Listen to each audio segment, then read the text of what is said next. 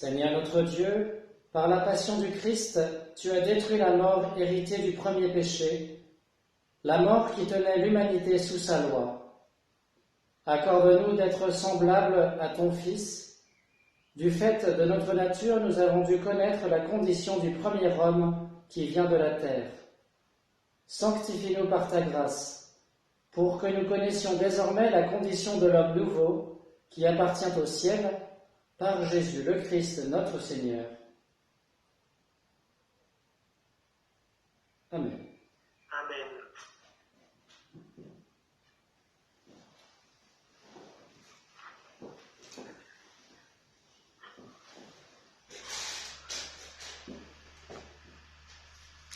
Lecture du livre du prophète Isaïe. Mon serviteur réussira, dit le Seigneur. Il montera, il s'élèvera, il sera exalté. La multitude avait été consternée en le voyant, car il était si défiguré qu'il ne ressemblait plus à un homme. Il n'avait plus l'apparence d'un fils d'homme. Il étonnera de même une multitude de nations. Devant lui, les rois resteront bouche bée, car ils verront ce que jamais on ne leur avait dit. Ils découvriront ce dont ils n'avaient jamais entendu parler.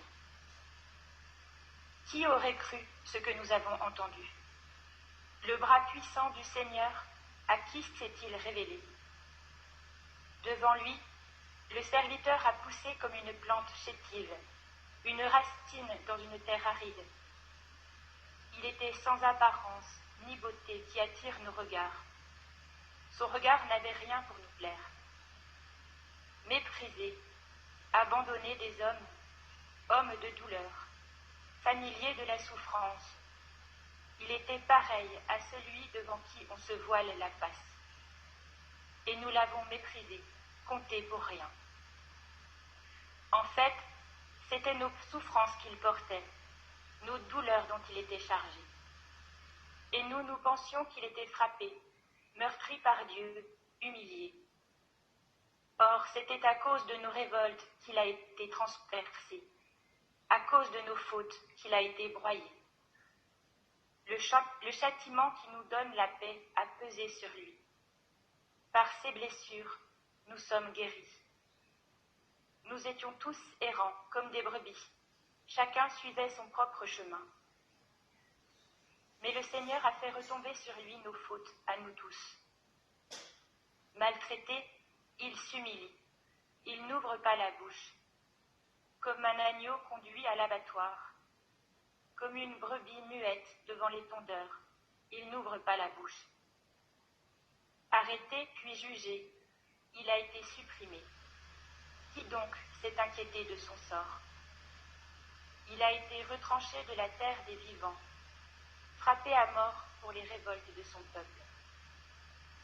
On a placé sa tombe avec les méchants, son tombeau avec les riches, et pourtant, il n'avait pas commis de violence. On ne trouvait pas de tromperie dans sa bouche.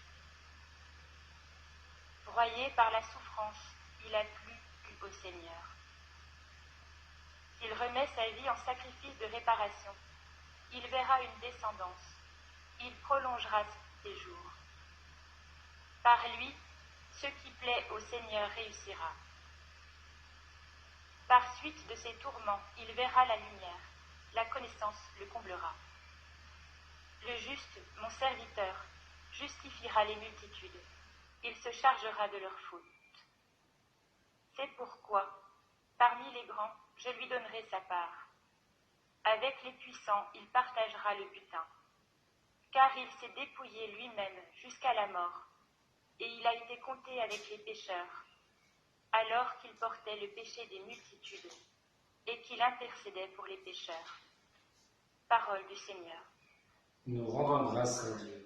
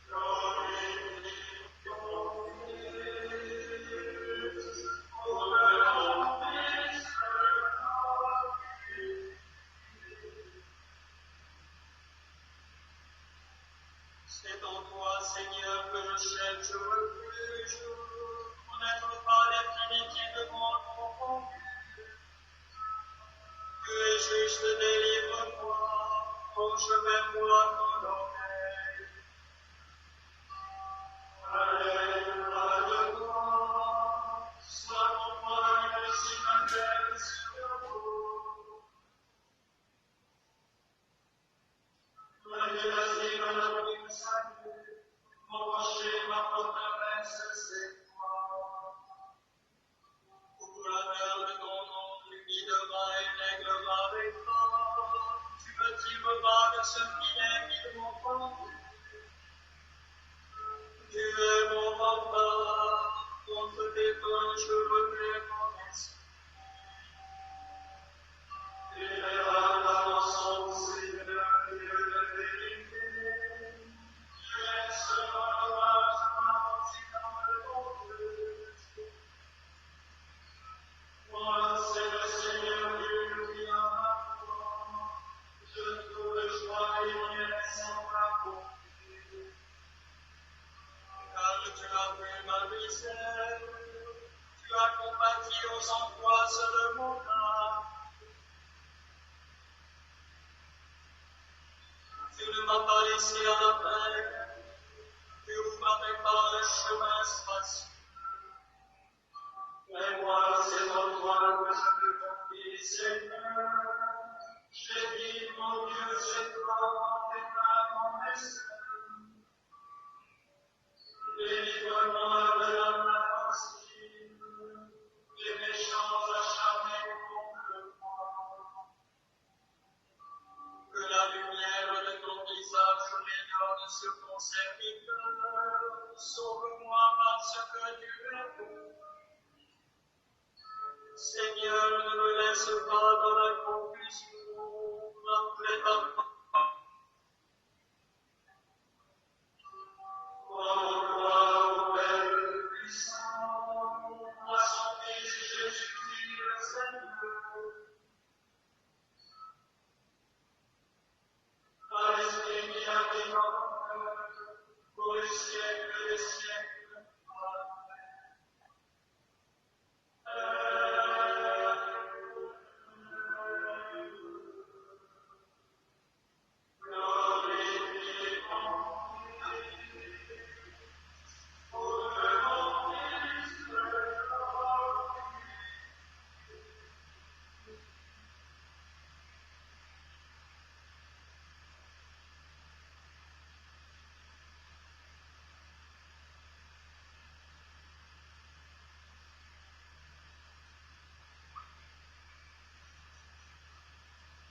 Lecture de la lettre aux Hébreux. Frères, en Jésus, le Fils de Dieu, nous avons le grand prêtre par excellence, celui qui a traversé les cieux. Tenons donc ferme l'affirmation de notre foi. En effet, nous n'avons pas un grand prêtre incapable de compatir à nos faiblesses, mais un grand prêtre éprouvé en toutes choses, à notre ressemblance, excepté le péché. Avançons-nous donc avec assurance vers le trône de la grâce pour obtenir miséricorde et recevoir, en temps voulu, la grâce de son secours. Le Christ, pendant les jours de sa vie dans la chair, offrit, avec un grand cri et dans les larmes, des prières et des supplications à Dieu qui pouvait le sauver de la mort, et il fut exaucé en raison de son grand respect. Bien qu'il soit le Fils, il apprit par ses souffrances l'obéissance, et, conduit à sa perfection, il est devenu pour tous ceux qui lui obéissent la cause du salut éternel. Parole du Seigneur. Nous rendons grâce à Dieu.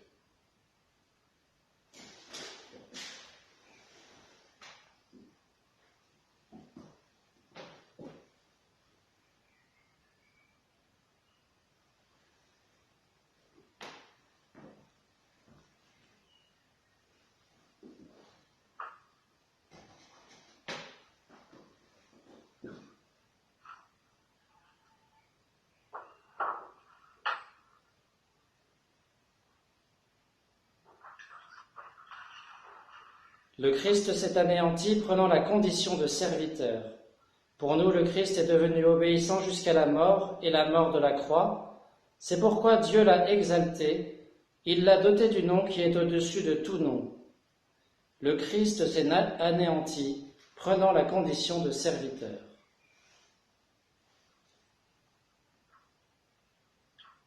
Passion de notre Seigneur Jésus-Christ selon saint Jean. En ce temps-là, après le repas, Jésus sortit avec ses disciples et traversa le torrent du Cédron. Il y avait là un jardin dans lequel il entra avec ses disciples. Judas, qui le livrait, connaissait l'endroit lui aussi, car Jésus et ses disciples s'y étaient souvent réunis. Judas, avec un détachement de soldats ainsi que des gardes envoyés par les grands prêtres et les pharisiens, arrive à cet endroit. Ils avaient des lanternes, des torches et des armes. Alors Jésus, sachant tout ce qui allait lui arriver, s'avança et leur dit : « Qui cherchez-vous » Ils lui répondirent : Jésus le Nazaréen. Il leur dit : « C'est moi, je le suis. » Judas, qui le livrait, se tenait avec eux. Quand Jésus leur répondit : « C'est moi, je le suis », ils reculèrent et ils tombèrent à terre. Il leur demanda de nouveau : « Qui cherchez-vous » Ils dirent : Jésus le Nazaréen. Jésus répondit : « Je vous l'ai dit, c'est moi, je le suis. Si c'est bien moi que vous cherchez, ceux-là, laissez-les partir. » Ainsi s'accomplissait la parole qu'il avait dite : Je n'ai perdu aucun de ceux que tu m'as donnés. Or, Simon-Pierre avait une épée. Il la tira, frappa le serviteur du grand prêtre et lui coupa l'oreille droite. Le nom de ce serviteur était Malchus. Jésus dit à Pierre : Remets ton épée au fourreau. La coupe que m'a donnée le Père, vais-je refuser de la boire ? Alors la troupe, le commandant et les gardes juifs se saisirent de Jésus et le ligotèrent. Ils l'emmenèrent d'abord chez Anne, beau-père de Caïphe, qui était grand prêtre cette année-là. Caïphe était celui qui avait donné aux Juifs ce conseil : il vaut mieux qu'un seul homme meure pour le peuple. Or, Simon-Pierre ainsi qu'un autre disciple suivaient Jésus. Comme ce disciple était connu du grand prêtre, il entra avec Jésus dans le palais du grand prêtre. Pierre se tenait près de la porte, dehors. Alors, l'autre disciple, celui qui était connu du grand prêtre, sortit, dit un mot à la servante qui gardait la porte, et fit entrer Pierre. Cette jeune servante dit alors à Pierre : N'es-tu pas, toi aussi, l'un des disciples de cet homme ? Il répondit : Non, je ne le suis pas. Les serviteurs et les gardes se tenaient là. Comme il faisait froid, ils avaient fait un feu de braise pour se réchauffer. Pierre était avec eux, en train de se chauffer. Le grand prêtre interrogea Jésus sur ses disciples et sur son enseignement. Jésus lui répondit : Moi, j'ai parlé au monde ouvertement. J'ai toujours enseigné à la synagogue et dans le temple, là où tous les Juifs se réunissent. Et je n'ai jamais parlé en cachette. Pourquoi m'interroges-tu ? Ce que je leur ai dit, demande-le à ceux qui m'ont entendu. Eux savent ce que j'ai dit. À ces mots, un des gardes qui était à côté de Jésus lui donna une gifle en disant : C'est ainsi que tu réponds au grand prêtre ? Jésus lui répliqua : Si j'ai mal parlé, montre ce que j'ai dit de mal. Mais si j'ai bien parlé, pourquoi me frappes-tu ? Anne l'envoya, toujours ligoté, au grand prêtre Caïphe. Simon-Pierre était donc en train de se chauffer. On lui dit : N'es-tu pas, toi aussi, l'un de ses disciples ? Pierre le nia et dit : Non, je ne le suis pas. Un des serviteurs du grand prêtre, parent de celui à qui Pierre avait coupé l'oreille, insista : Est-ce que moi, je ne t'ai pas vu dans le jardin avec lui ? Encore une fois, Pierre le nia, et aussitôt un coq chanta. Alors, on emmène Jésus de chez Caïphe au prétoire. C'était le matin. Ceux qui l'avaient amené n'entrèrent pas dans le prétoire pour éviter une souillure et pouvoir manger l'agneau pascal. Pilate sortit donc à leur rencontre et demanda : Quelle accusation portez-vous contre cet homme ? Ils lui répondirent : S'il n'était pas un malfaiteur, nous n'aurions pas à livrer cet homme. Pilate leur dit : Prenez-le vous-même et jugez-le suivant votre loi. Les Juifs lui dirent : Nous n'avons pas le droit de mettre quelqu'un à mort. Ainsi s'accomplissait la parole que Jésus avait dite pour signifier de quel genre de mort il allait mourir. Alors Pilate rentra dans le prétoire. Il appela Jésus et lui dit : « Es-tu le roi des Juifs ? Jésus lui demanda : « Dis-tu cela de toi-même, ou bien d'autres te l'ont dit à mon sujet ?» Pilate répondit : « Est-ce que je suis juif, moi ? Ta nation et les grands prêtres t'ont livré à moi. Qu'as-tu donc fait ? » Jésus déclara : Ma royauté n'est pas de ce monde. Si ma royauté était de ce monde, j'aurais des gardes qui se seraient battus pour que je ne sois pas livré aux Juifs. En fait, ma royauté n'est pas d'ici. Pilate lui dit : « Alors, tu es roi. » Jésus répondit : C'est toi-même qui dis que je suis roi. Moi, je suis né, je suis venu dans le monde pour ceci, rendre témoignage à la vérité. Quiconque appartient à la vérité, écoute ma voix. Pilate lui dit : Qu'est-ce que la vérité ? Ayant dit cela, il sortit de nouveau à la rencontre des Juifs et il leur déclara : Moi, je ne trouve en lui aucun motif de condamnation. Mais chez vous, c'est la coutume que je vous relâche quelqu'un pour la Pâque. Voulez-vous donc que je vous relâche le roi des Juifs ? Alors ils répliquèrent en criant : À lui, les Barabbas. Or, ce Barabbas était un bandit. Alors Pilate fit saisir Jésus pour qu'il soit flagellé. Les soldats tressèrent avec des épines une couronne qu'ils lui posèrent sur la tête. Puis, ils le revêtirent d'un manteau pourpre. Ils s'avançaient vers lui et il disait : Salut à toi, roi des Juifs. Et ils le giflaient. Pilate, de nouveau, sortit dehors et leur dit : Voyez, je vous l'amène dehors pour que vous sachiez que je ne trouve en lui aucun motif de condamnation. Jésus sortit donc dehors, portant la couronne d'épines et le manteau pourpre. Et Pilate leur déclara : Voici l'homme. Quand ils le virent, les grands prêtres et les gardes se mirent à crier : Crucifie-le, crucifie-le. Pilate leur dit : Prenez-le vous-même et crucifiez-le. Moi, je ne trouve en lui aucun motif de condamnation. Ils lui répondirent : Nous avons une loi, et suivant la loi, il doit mourir parce qu'il s'est fait fils de Dieu. Quand Pilate entendit ces paroles, il redoubla de crainte. Il rentra dans le prétoire et dit à Jésus : D'où es-tu ? Jésus ne lui fit aucune réponse. Pilate lui dit alors : Tu refuses de me parler à moi ? Ne sais-tu pas que j'ai le pouvoir de te relâcher et le pouvoir de te crucifier ? Jésus répondit : Tu n'aurais aucun pouvoir sur moi si tu ne l'avais reçu d'en haut. C'est pourquoi celui qui m'a livré à toi porte un péché plus grand. Dès lors, Pilate cherchait à le relâcher. Mais des Juifs se mirent à crier : Si tu le relâches, tu n'es pas un ami de l'empereur. Quiconque se fait roi s'oppose à l'empereur.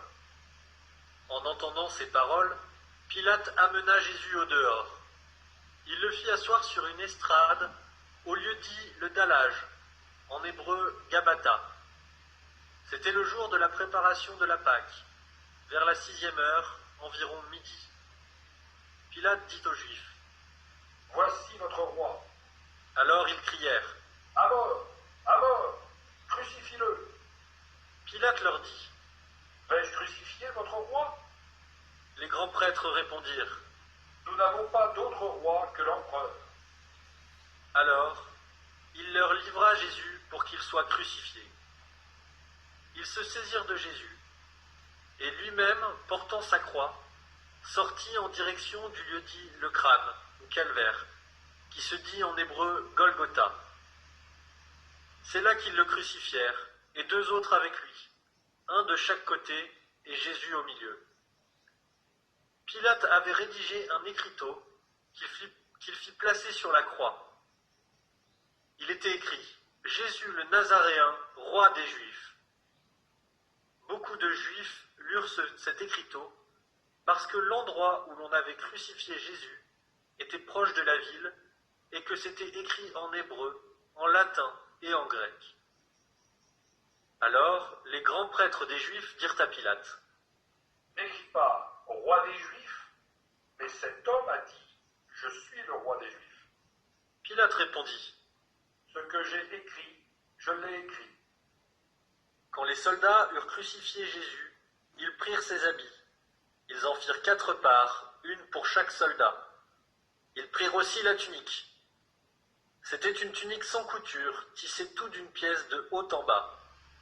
Alors ils se dirent entre eux, Ne la déchirons pas, désignons par le sort celui qui l'aura. ainsi s'accomplissait la parole de l'Écriture. Ils se sont partagés mes habits. Ils ont tiré au sort mon vêtement. C'est bien ce que firent les soldats.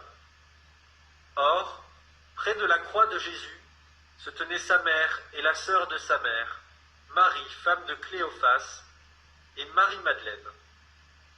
Jésus, voyant sa mère et près d'elle le disciple qu'il aimait, dit à sa mère, « Femme, voici ton fils, puis il dit au disciple, voici ta mère. » et à partir de cette heure-là, le disciple l'a pris chez lui. Après cela, sachant que tout désormais était achevé pour que l'Écriture s'accomplisse jusqu'au bout, Jésus dit, J'ai soif. il y avait là un récipient plein d'une boisson vinaigrée. On fixa donc une éponge remplie de ce vinaigre à une branche d'hysope, et on l'approcha de sa bouche. Quand il eut pris le vinaigre, Jésus dit, Tout est accompli. puis, inclinant la tête, il remit l'esprit.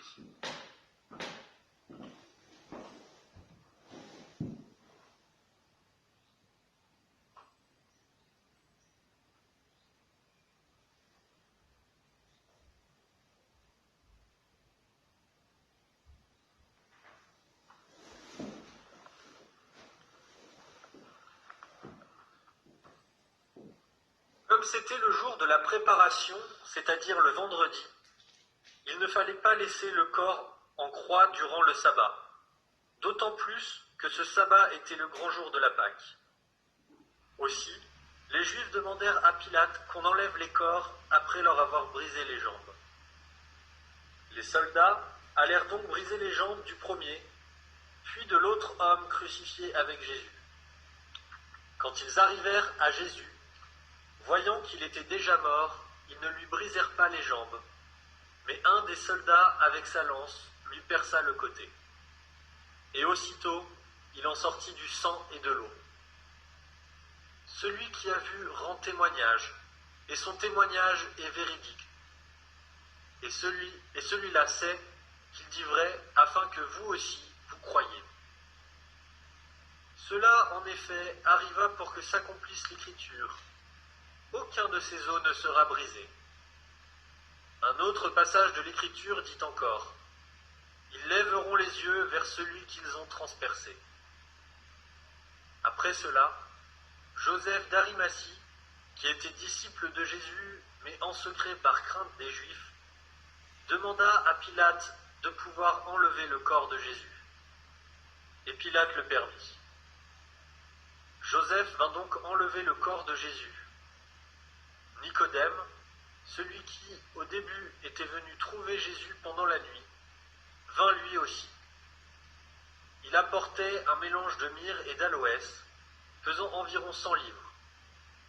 Ils prirent donc le corps de Jésus, qu'ils lièrent de linge en employant les aromates, selon la coutume juive d'ensevelir les morts. À l'endroit où Jésus avait été crucifié, il y avait un jardin, et dans ce jardin, un tombeau neuf, dans lequel on n'avait encore déposé personne. À cause de la préparation de la Pâque juive, et comme ce tombeau était proche, c'est là qu'ils déposèrent Jésus.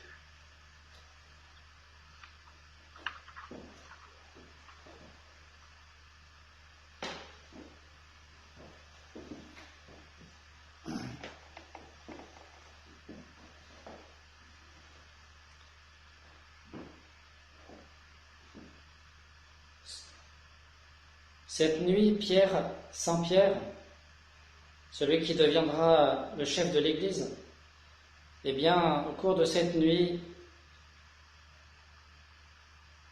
ce même Pierre a renié 3 fois Jésus, son ami, cet ami qu'il a suivi partout depuis 3 ans. Comment est-ce possible? Eh bien, sans doute que Pierre a peur.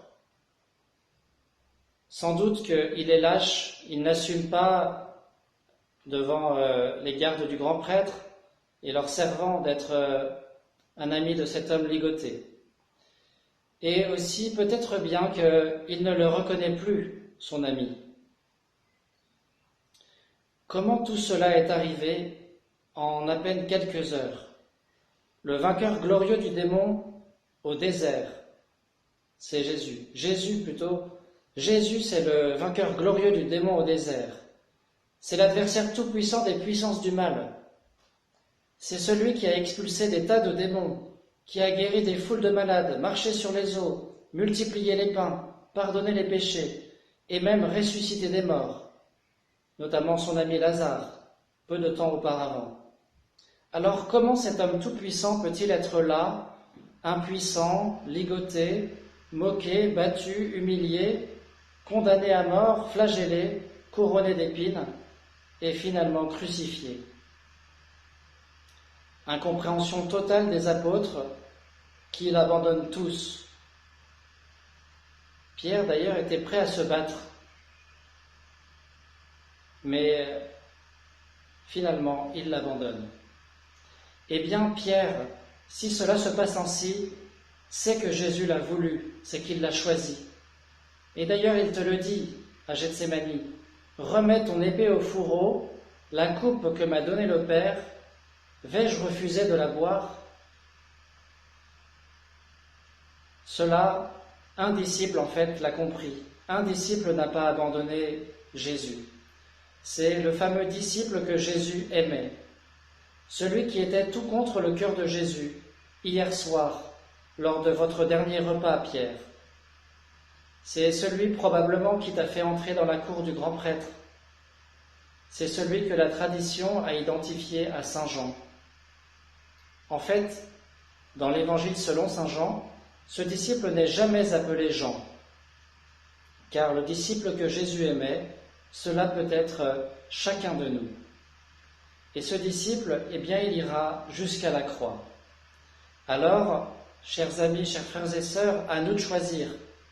Nous pouvons être Pierre, voire même Judas, et donc avoir peur, être lâche et participer à la trahison qui a conduit Jésus à la mort. Mais nous pouvons aussi être ce disciple que Jésus aimait. Et d'ailleurs, nous le sommes, car Jésus nous aime. Jésus nous aime, il a été jusqu'à donner toute sa vie pour nous.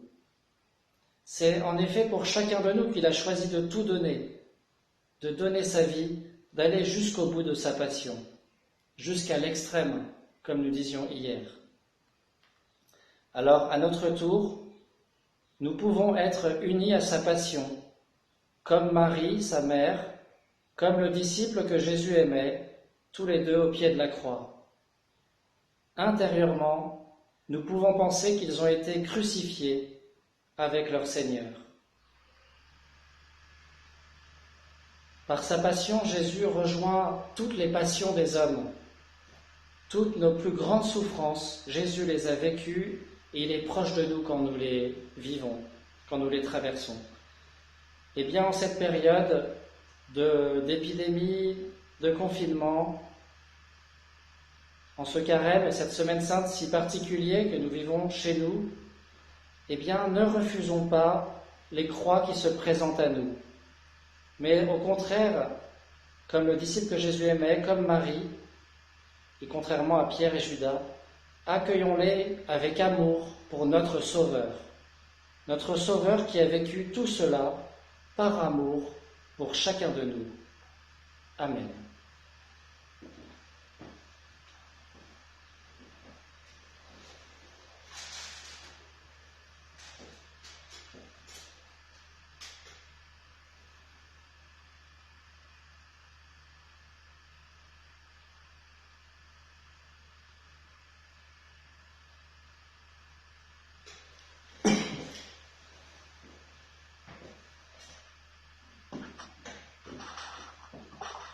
Prions, frères bien-aimés, pour la Sainte Église de Dieu. Que le Père Tout-Puissant lui donne la paix et l'unité, qu'il la protège dans tout l'univers, et qu'il nous accorde une vie calme et paisible pour que nous rendions grâce à Dieu.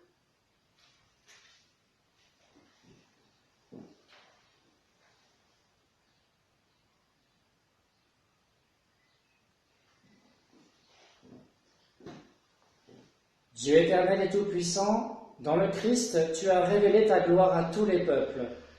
Protège l'œuvre de ton amour, afin que ton Église, répandue par tout l'univers, demeure inébranlable dans la foi pour proclamer ton nom, par Jésus le Christ notre Seigneur. Amen.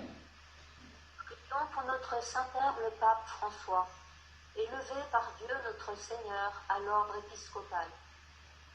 Qu'il le garde saint et sauf à son Église pour gouverner le peuple de Dieu.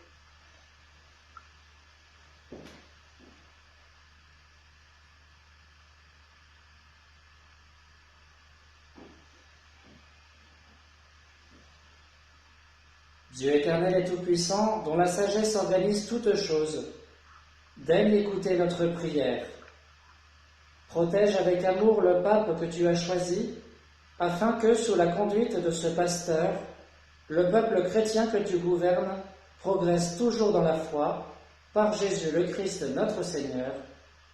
Amen. Prions pour notre évêque Roland, pour tous les évêques, les prêtres, les diacres, pour tous ceux qui remplissent des ministères dans l'Église, et pour l'ensemble du peuple des croyants.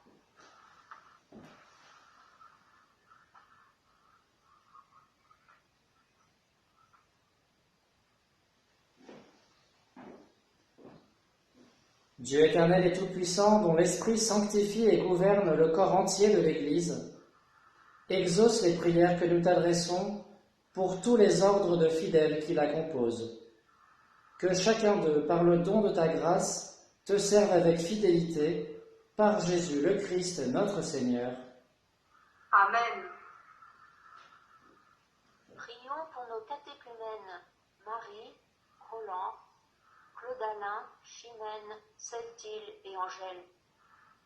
Que Dieu notre Seigneur ouvre leur intelligence et leur cœur et les accueille dans sa miséricorde. Après avoir reçu le pardon de tous leurs péchés par le bain de la naissance nouvelle, qu'ils soient incorporés à notre Seigneur Jésus-Christ.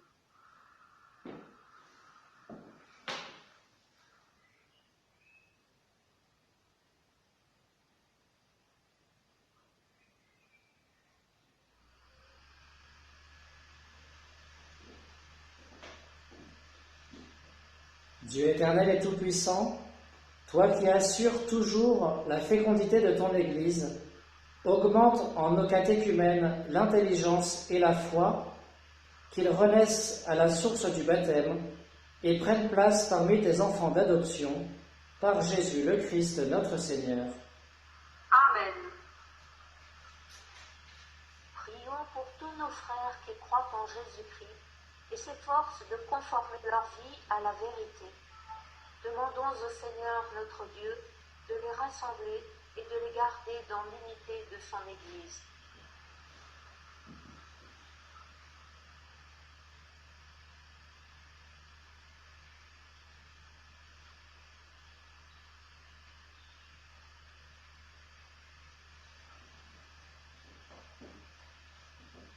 Dieu éternel et tout-puissant, toi qui rassembles ce qui est dispersé et qui fais l'unité de ce que tu rassembles, regarde avec amour l'Église de ton Fils. Nous te prions d'unir dans la totalité de la foi et par le lien de la charité tous les hommes qu'un seul baptême a consacrés, par Jésus le Christ notre Seigneur. Amen. Prions pour les Juifs à qui Dieu a parlé en premier, qu'ils progressent dans l'amour de son nom et la fidélité de son alliance.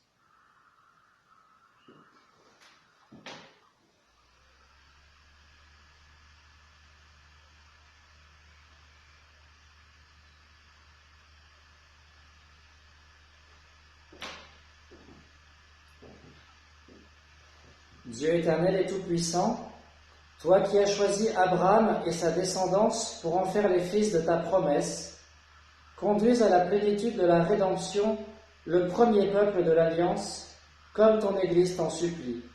Par Jésus le Christ notre Seigneur. Amen. Prions pour ceux qui ne croient pas en Jésus-Christ. Demandons qu'à la lumière de l'Esprit Saint, ils soient capables, eux aussi, de s'engager pleinement sur le chemin du salut.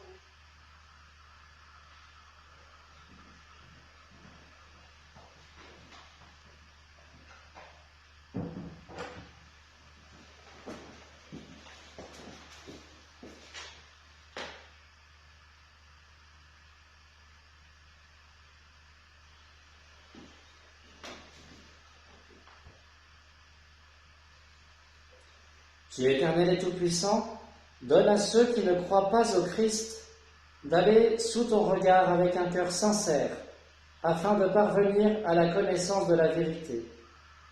Et donne-nous de mieux nous aimer les uns les autres et d'ouvrir davantage notre vie à la tienne pour être dans le monde de meilleurs témoins de ton amour, par Jésus le Christ notre Seigneur. Amen. Prions pour ceux qui ne connaissent pas Dieu. Demandons qu'en obéissant à leur conscience, ils parviennent à le reconnaître.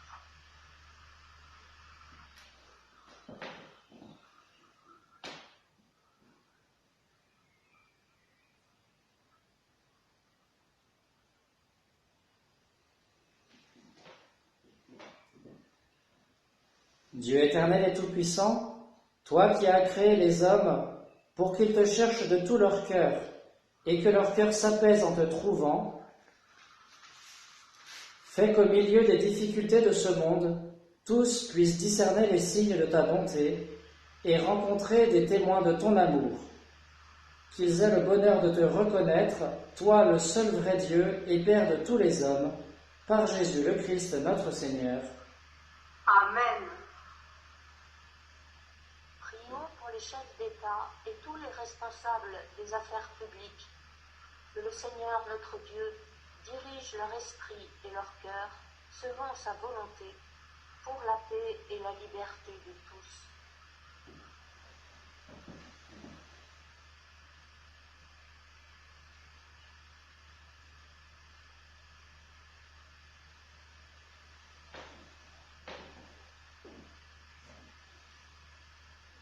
Dieu éternel et tout-puissant, toi qui tiens en ta main le cœur des hommes et garantis le droit des peuples, viens en aide à ceux qui exercent le pouvoir. Que partout sur la terre s'affermisse avec ta grâce la sécurité et la paix, la prospérité des nations et la liberté religieuse, par Jésus le Christ notre Seigneur. Amen.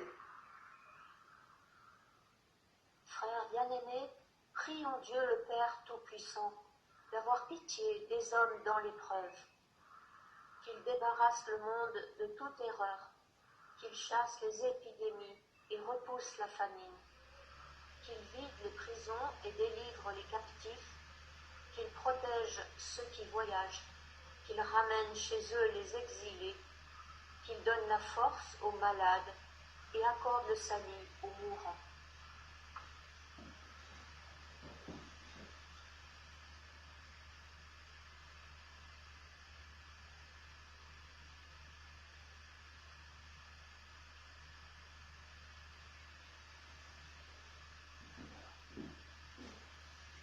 Dieu éternel et tout-puissant, consolation des affligés, force de ceux qui peinent, entends les prières des hommes qui t'appellent, quelle que soit leur souffrance. Qu'ils aient la joie de trouver dans leur détresse le secours de ta miséricorde, par Jésus le Christ notre Seigneur. Amen.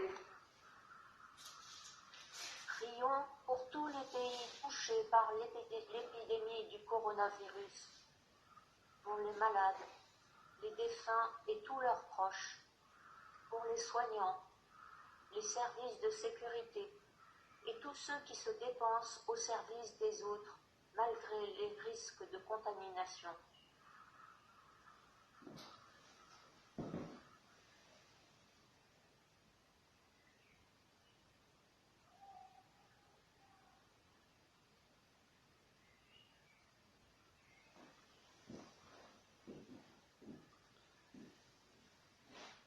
Dieu éternel et tout-puissant, force de ceux qui espèrent en toi, regarde avec compassion ceux qui se trouvent en ces jours dans une situation de désarroi. Nous te prions pour les malades et pour ceux qui les soignent. Que tes secours, toujours présents, assistent ceux qui ont besoin de toi, et que ta grâce accorde aux défunts la vie éternelle que tu veux offrir à tous, par Jésus le Christ notre Seigneur. Amen.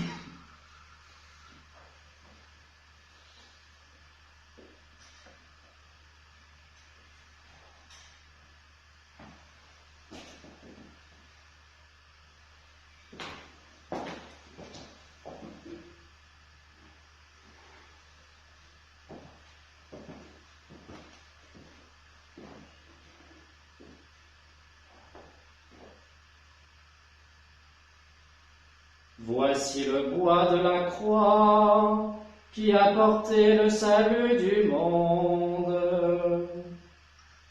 Venez, adorons.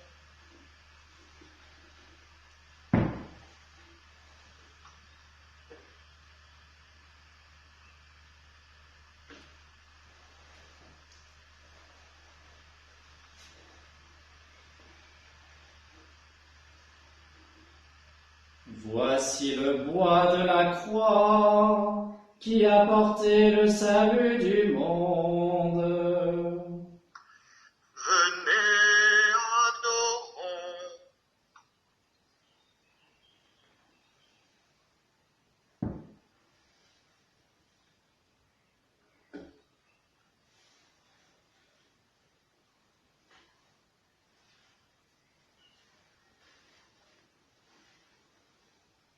Voici le bois de la croix qui a porté le salut du monde.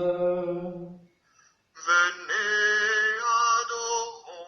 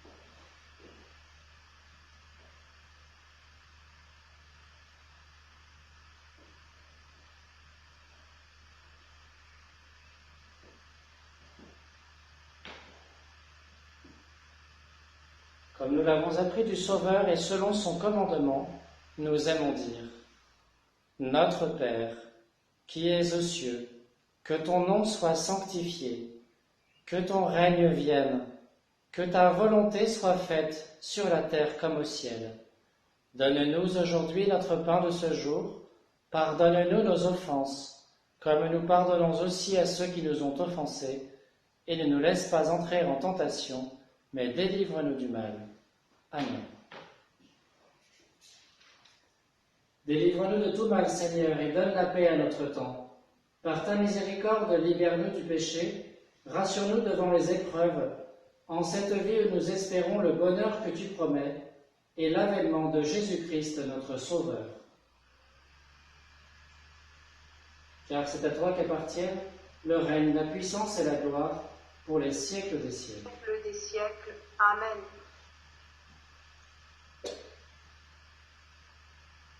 Seigneur Jésus, je crois fermement que tu es présent dans le Saint-Sacrement de l'Eucharistie. Je t'aime plus que tout et je te désire de toute mon âme. Après toi languit ma chair comme une terre assoiffée. Je voudrais te recevoir aujourd'hui avec tout l'amour de la Vierge Marie, avec la joie et la ferveur des saints. Puisque je suis empêchée de te recevoir sacramentellement, viens au moins spirituellement visiter mon âme. En ce temps de carême, que ce jeûne eucharistique auquel je suis contraint me fasse communier à tes souffrances et surtout au sentiment d'abandon que tu as éprouvé sur la croix. Que ce jeûne sacramentel me fasse communier au sentiment de ta très sainte mère et de Saint Joseph quand ils t'ont perdu au temple de Jérusalem, au sentiment de ta sainte mère quand elle te reçut sans doute au pied de la croix. Que ce jeûne sacramentel creuse toujours davantage ma faim de te recevoir réellement et substantiellement avec ton corps, ton sang, ton âme et ta divinité, lorsque les circonstances me le permettront. Seigneur Jésus, viens nous visiter spirituellement par ta grâce pour nous fortifier dans nos épreuves. Maranatha, viens Seigneur Jésus.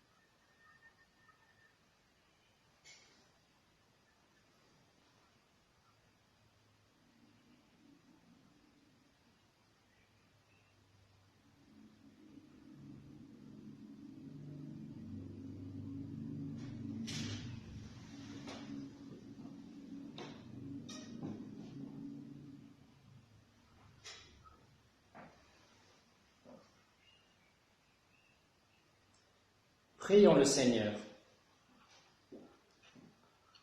Dieu de puissance et de miséricorde, toi qui nous as renouvelés par la mort et la résurrection de ton Christ, entretiens en nous l'œuvre de ton amour.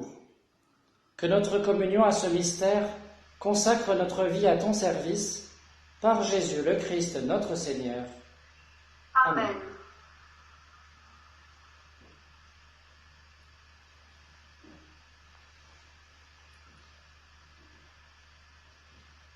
Que ta bénédiction, Seigneur, descende en abondance sur ton peuple qui a célébré la mort de ton Fils dans l'espérance de sa propre résurrection. Accorde-lui pardon et réconfort, augmente sa foi, assure son éternelle rédemption, par Jésus le Christ notre Seigneur.